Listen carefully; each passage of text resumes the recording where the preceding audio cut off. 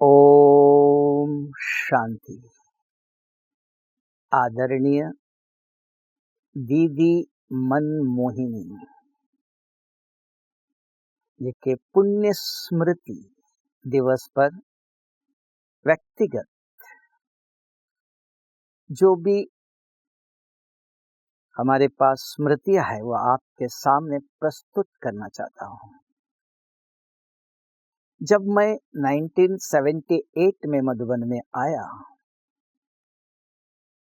थोड़े समय के बाद ही एक दिन सवेरे सवेरे करुणा भाई हमारे कमरे में आया और उन्होंने कहा, यहाँ एक मशीन है, आप देख लो।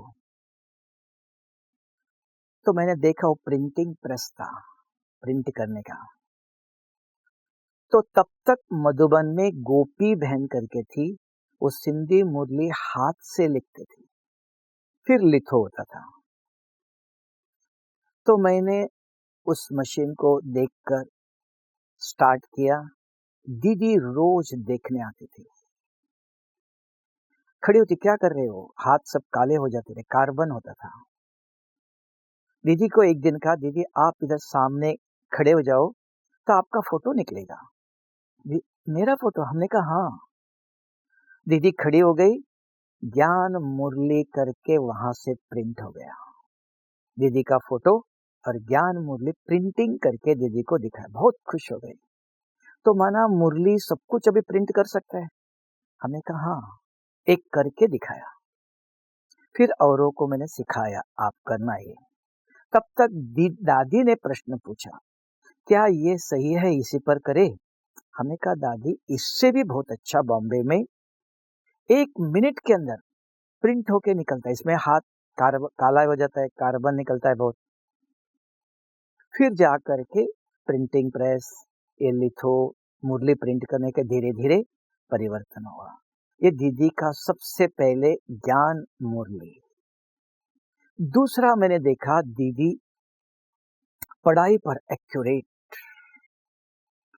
मुरली क्लास में समय पर एक्यूरेट पहुंचती थी। हिस्ट्री हॉल में पेन और डायरी लेकर इधर उधर किधर में मुरली सुनते देखती रहती थी, पॉइंट लिखती रहती थी, सिर झुका हुआ ही है, लिख रही है। फिर मुरली क्लास के बाद कमरे में आके जो बाबा के अनन्य स्नेही सहयोगी है, उनको मुरली के पॉइंट लिखती थी और हमको बुला के कहती थी, कभी कोई आया परिचय देती थी, देखो ये बाबा के अनन्य बच्चे हैं, इनको आप टोली दे दो, इनके आप सेवा करो। एक एक का परिचय कराती थी और रोज एक एक को मुरली के पॉइंट पूरे लिखे नहीं, पोस्ट कार्ड पर, उसके बाद नाश्ता करती थी।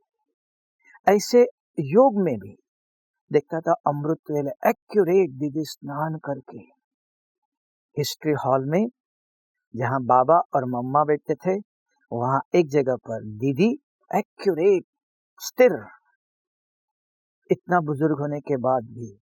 और एक बाबा के गद्दे पर विश्व रतन दादा।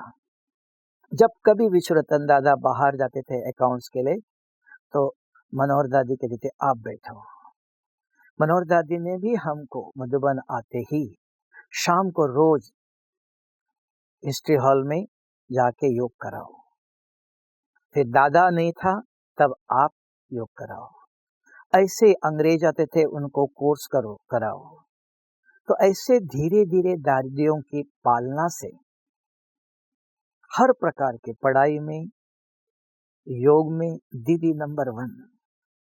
अभी आप सुनते होंगे दीदी की परखने की और निर्णय करने की शक्ति।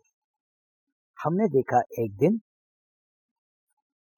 तो दीदी ने के सामने एक भाई आया, बहुत अच्छे सुंदर मेडल बना करके, जो शिव बाबा के चेन डाला था उसके अंदर, शिव बाबा बहुत बड़ी चेन सोने की और शिव बाबा के साइन चिन्ह का, तो जैसे कि लॉकेट बना करके 5 लाख के बाद दीदी को दिया। दीदी ने मुझे बुलाया और कहा, इसको एक एक प्लास्टिक में डाल के पैक करके लेके आओ। जब तक मैं लेके जाऊं तब दीदी 10 बजे के बाद नाश्ता करने के बाद थोड़े से रेस्ट करती थी। मैंने जाके टेबल पर रखा, वो ग्लास का टेबल था, ठक हो गया। तुरंत दीदी उठ के आई, अरे हो गया? हमने कहा दीदी आप रेस्ट करो, मैं रखता हूँ। नहीं नहीं, आई उठ के, देखा, खोला प्लास्टिक से, ये आपके गले में अच्छा लगेगा। दीदी मैं कभी सोना पहनता नहीं हूँ, आप नहीं पहनते हो, दीदी पहनाती है। तो हमने, नहीं दीदी मैंने कभी पहना नहीं, ना करके आ गए। मैं बाहर बाहर आने के बाद मुझे स्ट्राइक हुआ, ये मेरी परीक्षा थी कि कोई सोना और कुछ देखकर आपकी भी इच्छा होती है। कहने में आता है वस्तु व्यक्ति वैभव के आकर्षण में न आओ, क्या आपकी भी इस देखकर इच्छा हुई? तो मेरी परीक्षा थी। उस दिन से दीदी देखा, हर चीज हर घंटे में बुलाती थी, विश्वास, नजदीक। कहीं घूमने जा दीदी 10-11 बजे के बाद किचन में चक्कर लगाती थी, थोड़ी सी दीदी को सपोर्ट चाहता, हाथ में पकड़ के।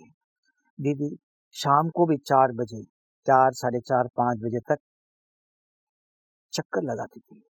तो एक दिन लेके जा रहा था मैं दीदी को पकड़कर, किचन में कोई नहीं थे, कोई एक भाई आलू की चिप्स तल रहा था, सब्जी डिपार्टमेंट से एक भाई आके रखता था उधर काट कर, तो कोई नहीं, उस एक भाई ने उठा के मुंह में डाला।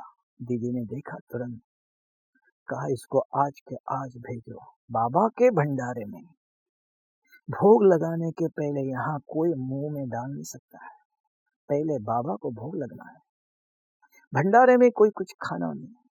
बहुत डिसिप्लिन, इसलिए कहते हैं वैल्यू बेस्ड एजुकेशन है। स्पिरिचुअल वैल्यूज दीदी के जीवन में दिखाई देते थे, पढ़ाई, योग। अगर शाम को हम थोड़े से 3-4 ही कुमार होते थे, दीदी 6:30 बजे एक्यूरेट पहुंच जाती थी। हम कहीं वॉकिंग भी गए, इतना सेवा नहीं होते थे, बिल्कुल 6:30 से 5 मिनट पहले 20-25 तक पहुंच जाते थे। हाथ मुंह धो करके एक्यूरेट 6:30 बजे दीदी पहुंचने से पहले आके बैठ जाते। अगर एक दिन भी नहीं आए तो जरूर पूछेंगे कहाँ गए थे। तो डिसिप्लिन परफेक्ट है ना, कहते हैं वैल्यू बेस्ड एजुकेशन पे वैल्यू नेचुरल आचरण में, टाइम पर एक्यूरेट। ऐसे दीदी के जीवन में बहुत सारे अनुभव है। दीदी खाने के बाद 100 कदम चलती थी, तो कोई दिखाई दिया हाथ पकड़ के 100 कदम चलती थी। और एक दिन मैंने देखा दीदी के अंदर कितनी वैल्यूज, मैनर्स, डिसिप्लिन। मालिक है, सुनते हम ज्ञान में मालिक और बालक। एक दिन दीदी को कोई एक वस्तु चाहिए था और दीदी उस स्टोर में खड़ी है, लेकिन जो स्टोर का व्यक्ति था देखने वाला वो वहां नहीं था, वो कहीं गया था, खुला था, कहीं गया था। दीदी खड़ी है, दीदी चाहे तो उठा के ले जा सकती है, खड़ी है वहां। वो आया भाई, अरे कहाँ गए थे? ये दीदी को ये चीज चाहिए। दीदी आप ले लो ना, इधर सामने आपके हाथ के बाजू में है। नहीं, हम बालक है, मालिक नहीं। अभी आप इस स्टोर के, इस वस्तु के आप मालिक हो। बिना आपको पीछे हुए कोई चीज उठा नहीं सकती, ये भी चोरी ही हो जाती है। आपकी जिम्मेवारी। मालिक होते हुए दीदी मम्मा के बाद सेकंड एडमिनिस्ट्रेटिव हेड थी, तो भी अपने हाथ से उठा सकती थी। मालिक है हम, अभी आज हम भी मालिक, हमारा घर उठा के खाते हैं, पूछते नहीं, माँ है बाप है, हमारा घर है, तो भी मालिक कहाँ और बालक कहाँ। ये ह्यूमन वैल्यूज है, दैवी गुण है, नेचुरल। कर्मों में कैसे लाना है, कर्म करके। हम ज्ञान है, सुनते हैं, लेकिन प्रैक्टिकल आचरण में छोटी छोटी बात देखने में आता है, यही बड़ी हो जाती है, यही दैवी गुण सत्युग में आएंगे। यहाँ बीज बो रहा है बाबा बच्चों के द्वारा, कर्म करके, इसलिए मधुबन को कर्म भूमि कहते हैं। भगवान आके ये बीज बो रहा है। दैवी गुणों के बीज बो रहा है। इसका फल दैवी सत्युग में, दैवी दुनिया में वहां दिखाई देगा। यहाँ भी अभी भी है, जब तक संगम युग चल रहा है अभी भी इसको हमें आचरण में ला रहे हैं हम। पहले दीदी ने सिखाया कैसे करना है, कैसे चलना है, आवाज नहीं है हर जगह पर। इवन दीदी की इतनी मैनर्स हमने अपने जीवन में देखा, दीदी कहती थी बार बार मिलो। एक दिन ऐसे हो गया, दीदी को कुछ जरूर था, बुलाया, और मैं उस समय हो गया था, खाने पर गया था। तो वो भाई को कहा, सिक्योरिटी वालों को, उसने देखा कहीं नहीं है। दीदी वो तो सोने में गए, खाना खा के गए कमरे में। हाँ, उठाना नहीं, ठीक है सोने दो, बाद में देखेंगे। मैं खाना खा के बाहर आया तो देख किसी ने करे आपको ढूंढ रहा था वॉचमैन। तो मैं गया, अरे क्या है दीदी, अभी जाना नहीं। दीदी को मैंने बताया आप सो गए थे। तो दीदी सामने मिली, अरे आपको किसने उठाया? हमने कहा दीदी मैं सोया नहीं था, खाना खा के यहाँ ही था। माना जो कोई सो भी गया उसको उठाना नहीं। देखो एक दैवी गुण है, नींद सबको सुख देती है। इतना नहीं, आगे पढ़ाई पर भी एक्यूरेट कैसे। तो कभी कभी मुरली मिस होती थी पढ़ाई के समय पर, मुरली के समय पर कोई ना कोई सेवा होती थी। तो एक दिन देखा मुरली क्लास में नहीं, तो दीदी ने पूछा कहाँ थे? दीदी सेवा थी, मुरली सुन नहीं सकते हैं। दीदी ने तुरंत बुलाया, कहा मेरे कमरे में जो माइक है निकाल के इनको दे दो, जहां ये सेवा करता है। और सारे मधुबन में उस तरफ उस समय कोई किधर भी माइक नहीं थे, एक ही दीदी के कमरे में स्पीकर था। तुरंत दीदी ने बुलाया, कहा जहां ये सेवा करते वहां ये स्पीकर लगाओ, मुरली सुनना चाहिए। ये है दैवी गुण, गायन है दीदी ने करके आचरण में लाके, तो दैवी गुणों की मूर्ति थी, प्रैक्टिकल। इसी को कहते हैं वैल्यू बेस्ड एजुकेशन, ये स्पिरिचुअल एजुकेशन। हर कर्म में, हर बोल में, हर चलन में वैल्यूज। आप कहेंगे वैल्यू बेस्ड एजुकेशन, इस ईश्वरीय विश्वविद्यालय में क्या पढ़ाते? ये दीदी मनमोहिनी के जीवन में, आचरण में, कदम में, बोल में, हर जगह पर इतने मर्यादित, एक्यूरेट, और इतने प्यार में भी, जैसे मुझे लगता था माँ और बेटे का हाथ पकड़ के। इवन एक ही दीदी नहीं, इवन जानकी दादी भी जब भी मिले कहते 1 मिनट दृष्टि दे के जाओ, मिल के जाओ। मुरली क्लास होते बुलाती थी, बिठा करके मुरली का डिस्कशन करती थी। ऐसे निर्मल संता दादी भी, ऐसे दादी प्रकाश में नाश्ते पर रोज मुरली क्लास से आती थी, हाथ पकड़ कर आओ दादी आप नाश्ता करो, नहीं आओ, हाथ पकड़ करके, जैसे माँ और बेटे का संबंध। ये तीनों दादियां, रतनमन दादी भी है, आज भी है।